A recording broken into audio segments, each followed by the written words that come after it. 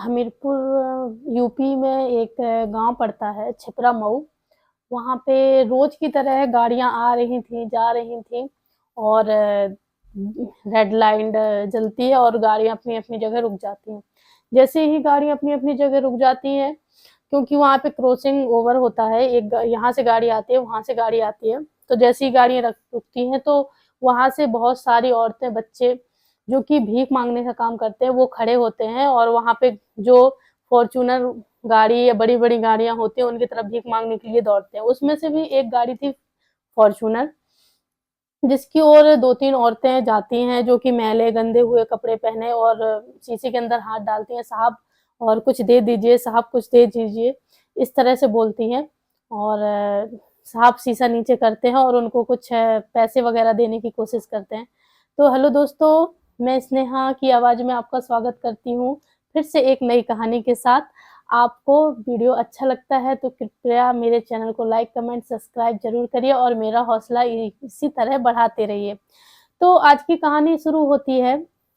संदीप संदीप रायजादा करके होते हैं, जो छपरा मऊ के पास है, यूपी का ही एक जिला है, उसके पास रहते हैं। और वो एक बार अपनी फॉर्चूनर में अपने ड्राइवर के साथ जा रहे होते हैं रास्ते में, और जैसे ही गोल चौराहे नाम का एक चौराहा होता है वहां पे पहुंचते हैं तो वहां पे बहुत ज्यादा जाम हुआ था, रेड लाइट अलर्ट थी और गाड़ियां इस साइड क्रॉस ओवर होती हैं। तो उसने ड्राइवर से बोला, ड्राइवर कोई बात नहीं साइड से गाड़ी मतलब कर लीजिए। ड्राइवर ने बोला कि सर मैं कर लेता हूँ। उसने जैसे ही गाड़ी खड़ी करी तो जैसे ही लोगों ने देखी कि फॉर्चूनर गाड़ी, तो वहां पे भीख मांगने के लिए बहुत सारी औरतें खड़ी हुई थी जो कि गंदे मैले कपड़े पहने हुई थी, जो कि मैंने अभी बताया। तो वो फॉर्च्यूनर की ओर दौड़ती हैं और अपना अपना हाथ डालती हैं। तो जो संदीप होते हैं, राजादा संदीप राजादा होते हैं, वो अपने जेब से पर्स निकालते हैं और सबको 500-500 रुपए करके देने लगते हैं, क्योंकि वो बहुत दयालु किस्म के इंसान है। देने लगते हैं तो सबको दे देते हैं। जैसे ही रेड लाइन खत्म होती है, ग्रीन बत्ती जलती है, तो वो गाड़ी आगे को बढ़ती है। तो उसमें से एक औरत है जो कि लगातार शीशे में हाथ डाले हुए गाड़ी के साथ साथ चल रही होती है और बोलती है कि सर, और मुझे आपने कुछ नहीं दिया सर, मुझे आपने कुछ नहीं दिया। संदीप जैसे ही ऊपर करके ऐसे देखता है तो सोचने लगता है और कहने लगता है मैं शायद तुम्हें पहचान रहा हूँ। तो वो औरत पहचान जाती है उसको, कहती है आप संदीप रायजादा हैं? कह रहे हाँ मैं संदीप रायजादा हूँ। और तुम इधर कैसे? और ये क्या हालत बना के रखी है, फटे गंदे कपड़े और रोड में बीच में और गाड़ियों के पीछे पीछे भागते हुए भीख मांग रही हो। तो उसने बोला कि नीचे को निगाह झुकाते हुए बोला कि सर, संदीप कोई बात नहीं, मैं कभी अकेले में तुमको ये सब चीजें बताऊंगी। तो संदीप बोला अकेले में, और चलो बैठो मेरी गाड़ी में। जैसे ही वो गाड़ी में गाड़ी का शीशा खोलता है तो वहां पे जो आसपास के लोग होते हैं वो सोचते हैं कि अच्छा ये बड़ा आदमी यहाँ की भीख मांगने वाली औरत को जबरदस्ती बिठा के ले जा रहा है। तो जैसे ही वहां पे बहुत ज्यादा भीड़ इकट्ठी हो जाती है और गाड़ी पे हाथ ठोकने लगते हैं, तो ड्राइवर गेट खोलता है और वो औरत निकलती है कि सर, और मैं अपनी मर्जी से जा रही हूँ इनके साथ और आप इसमें कोई आपत्ति नहीं जताइए ना, मुझे कोई जबरदस्ती नहीं ले जा रहा है। तो संदीप उनको ले जाते हैं एक होटल में, उनको वहां पे ठहराते हैं, उनको नहाने के लिए बोलते हैं कि सबसे पहले आप जाओ नहा के लेके आओ। उनके लिए एक साड़ी लेके आते हैं और आप ये साड़ी पहनो अच्छे से, और मेरी मीटिंग है, जब तक आप ये सब पहनो जब तक मैं अपनी मीटिंग अटेंड करके आ रहा हूँ। और संदीप अपनी गाड़ी में ड्राइवर के साथ निकल जाते हैं। तो उसको उस मीटिंग में लेट हो जाता है, किसी कारणवश वो एक उस रात नहीं आ पाता। तो जो संगीता नाम की लड़की होती है और उसका नाम संगीता होता है, तो वो देखती है कि लगता है मुझे फिर से, मैं इतने बड़े होटल का किराया कैसे दूंगी, जे वो कुछ ऐसे सोच के वो वहां से साड़ी पहन के आराम से वहां से निकल जाती है। जो संदीप दूसरे दिन फिर से आता है, देखता है होटल में यहाँ कोई नहीं है, तो फिर से उसी चौराहे में जाता है, गोल चौराहे में, वहां पे देखता है तो फिर से वही कटोरा लेके वो भीख मांग रही होती है। तो उसने बोला कि मैं तुमको वहां छोड़ के आया, तुम इधर कैसे आई? और फिर से आ गई। तो वो बोल रही है कि सर, और मैं इतने बड़े होटल का रूम का किराया कैसे दे पाती, कैसे चुकाती, और कृपया आप नहीं आए तो मैंने सोचा कि शायद आप नहीं आएंगे। तो उसने बोला नहीं, चलो फिर से बैठो गाड़ी में, मुझे किसी कारणवश मैं नहीं आ पाया, मुझे बहुत ज़्यादा मजबूरी थी, मैं मीटिंग में लेट होता गया और इतना लेट हो गया कि मेरी रात वहीं पे बीत गई।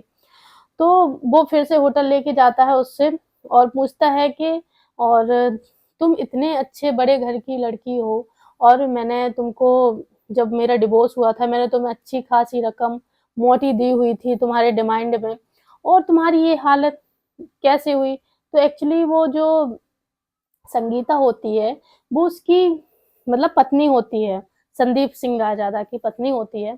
तो वो बोलती है कि अब कुछ न बहुत बोलो, और मेरी ये कंडीशन जो है बहुत लंबी कहानी है, और मैं किसी दिन बताऊँगी। तो बोला किसी दिन क्यों? आज ही टाइम है, आज ही बताओ, मुझे जानना है कि आखिरकार इतनी क्या मजबूरी हुई कि आज चौराहे-चौराहे तुम जाके भीख माँग रही हो।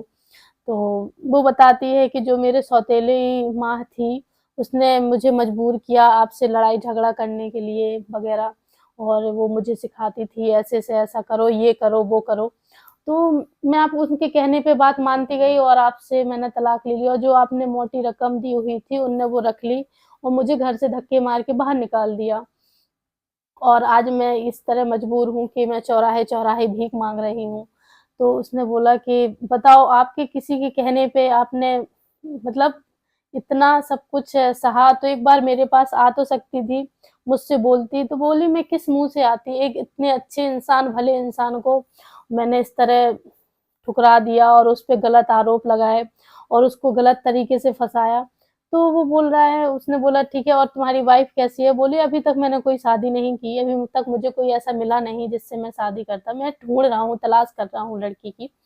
तो जो संगीता होती है उसकी आँखों में आँसू आ जाते हैं और वो उससे बोलता है कोई बात नहीं, जो हुआ सो ठीक है, अब चलो कुछ खाते हैं। वो उसको लेवा जाता है पास वाले रेस्टोरेंट में, वहाँ पे उसको अच्छे से खिलाता है, और पास पीछे से जाके गुलाब का फूल लेके आता है और बोलता है, "क्या मुझसे आप शादी करोगी?"